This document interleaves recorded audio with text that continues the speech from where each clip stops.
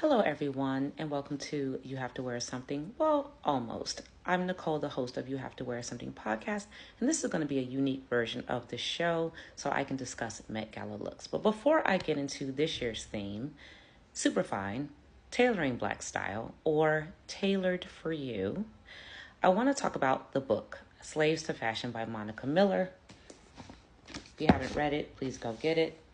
Black Dandyism and the Styling of Black Diasporic Identity. I'm not the fashion police. I'm more of an observer and journalist, so there are things that I hated. I'm going to focus on things that I love, but before we get into that, let's talk about the why. Enslaved Africans tried to run away. Sometimes they were in rags. Sometimes they didn't have enough clothing to maneuver through crowds, so they would steal their master's clothing and try to blend in on their way north to freedom. So clothing has always been a way to pursue freedom. It has always been a way to resist. And even the way that Black and brown people style themselves, tailor themselves, whether that's zoot suits or the pachucos, it was always a form of resistance, to battle discrimination, to battle racism, classism. So the right suit can change the conversation, and that's what it's really about.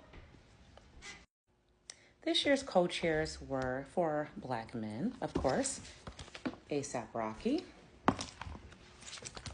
Lewis Hamilton, come back to him in a minute. Pharrell, which was the most difficult to get. Everyone was pretending like they were sold out of that one because so many people are reading magazines. And the Coleman Domingo.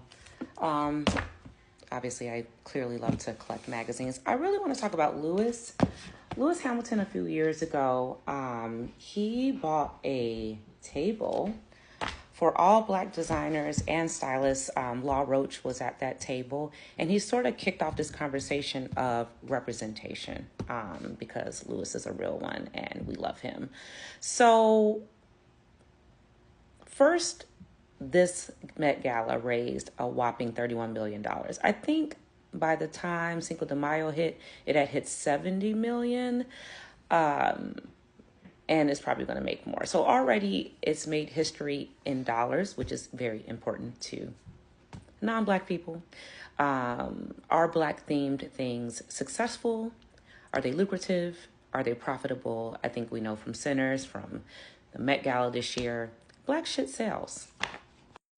There was a lot of white on the Met Gala blue carpet. This was one of the best white looks. White represents opulence, change, new beginnings, like weddings, christenings, and in Eastern culture, you wear white to a funeral.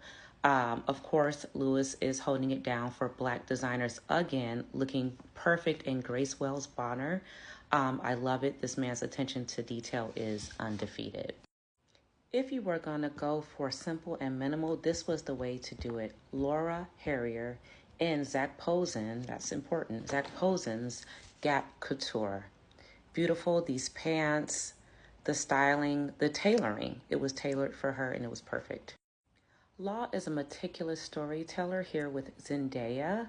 The inspiration was Bianca Jagger, but I see Diana Ross in mahogany, and of course we'll talk about Diana Ross stealing the show later in all white, but the tailoring, perfect. I know Anna Sawai wore Dior. This is Louis Vuitton, and I'm a little biased. I love Zendaya, but I just think this one's a little bit perfect, and I think there was space for many white suits. After missing the Met for 22 years, the boss, Diana Ross, showed up in Ugo Mosey, that's a Nigerian designer, with an 18-foot train. The train had embroidered beads and crystals with the names of all of her children and all of her grandchildren. Ross was here representing not just for Black style and Black designers, but for Black family. Dutch Egyptian Moroccan model Iman Haman is a vibe in this modern day Harlem Nights look. I just loved it. She wore a Polish designer, Magda Butrym, but it still counts. Kerry Washington is still wearing the white hat. Those who loved Scandal will know what I mean by that. She's a vision in white, another great white suit. by Jonathan Simkai. Of course, there was going to be a lot of pantsuits, but to make it a little bit more feminine, a lot of women like beautiful Coco Jones here made the blazer like a overcoat and overlay with a long train. The beading is incredible. It's by Manish Malhotra, an Indian designer, and I'm sorry, when it comes to beading, they're undefeated. And while we're on Punjabi culture, listen, this was one of the best looks on the carpet, but a lot of people are upset. They're like, oh, it's not a black designer, it's not about black style, but the theme was tailored for you. And Diljit Dosanjh nails it in Prabal Garang.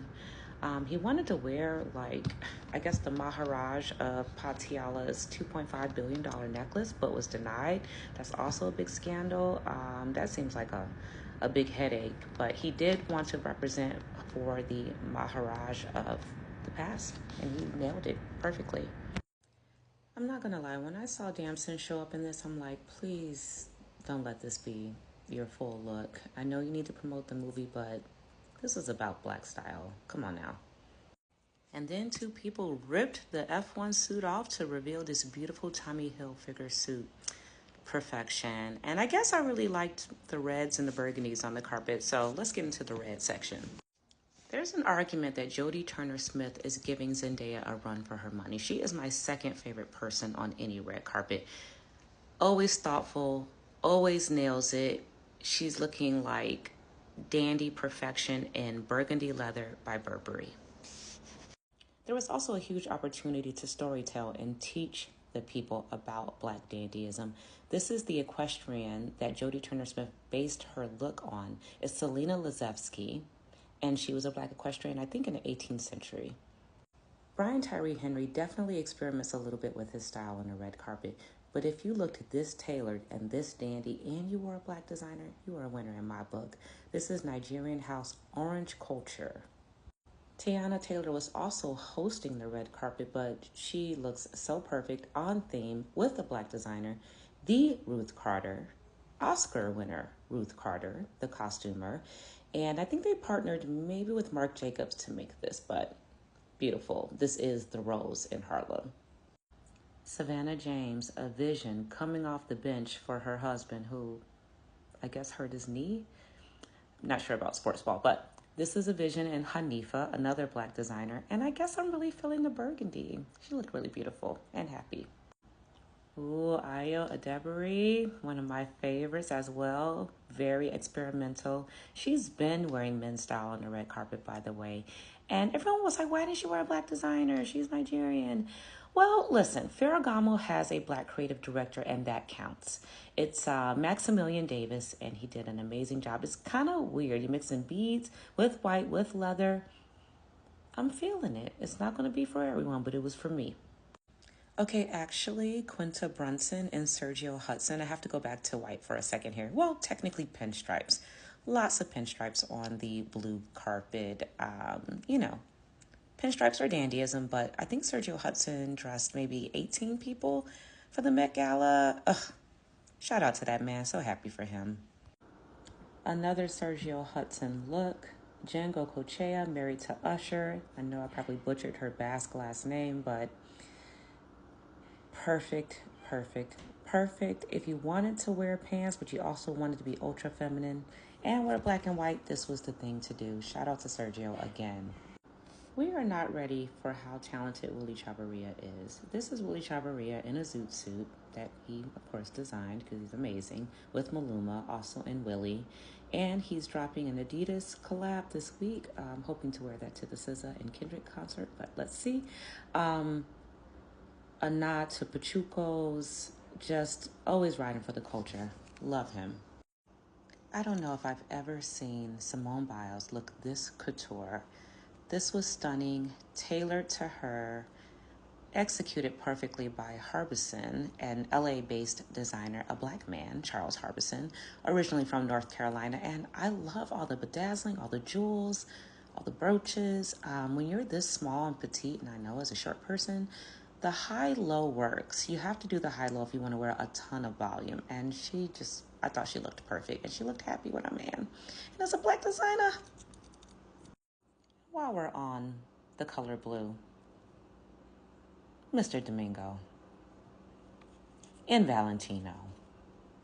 2 looks, a reveal, a third look at the after parties. That's a whole other chat. Love this man. He really set the bar, and I think he was the perfect co-chair for this. Love Coleman Domingo. He always has that shit on. Look, I know his name is based on white people saying it incorrectly, but Shabuzi came through. He's wearing Robert Woon here, and a ton of turquoise. Turquoise is known for protection and healing and positive energy, and he made a grill out of it. This worked. This was experimental and different. He nailed this. This was unique. We forgot all about Lupita. Her skin tone in this color, seafoam, Chanel. Listen, Lupita been that girl. This is perfect. Now, I don't listen to a ton of K-pop, but Jennie Kim, this girl, her and Lisa, but Jennie Kim, and this Chanel with the pants underneath and the high-low and the pearls. Somehow this was dandy and French at the same time. Perfect, beautiful, loved it. Bad Bunny is a dandy. He is a real modern dandy, and he is another person that always has that shit on. Looking too clean and tailored for him in Prada. I love the brown. And always a nod to the culture with the pava hat. That's a Puerto Rican king right there. Cardi B, a style icon at this point, always changes the conversation. This was the perfect homage to Prince. That wasn't tacky, that wasn't cosplay, that wasn't costumey. This was beautiful, and it was Burberry. Well played. I'm always ready to be upset at Lauryn Hill for being late. And yes, she was late. But the Met Gala, shame on you for this being Lauryn Hill's first Met Gala. I cannot believe Miss Lauryn Hill was never invited to the Met Gala. That is jail. But anyway, she is wearing a Mayfa Cole, a Ghanaian designer. And the details, the umbrella, the color, the microphone. This was a perfect Met Gala debut. Long time coming. You gotta give it up to Rihanna for being a style icon, at the same time always being pregnant. I'm being facetious, of course, but she knows how to announce it and to do it in style. At the Super Bowl, at the Met Gala, this Marc Jacobs, clearly tailored for her. Perfect, amazing. The bump, all of it. No notes. We bow down, Ree. We bow down.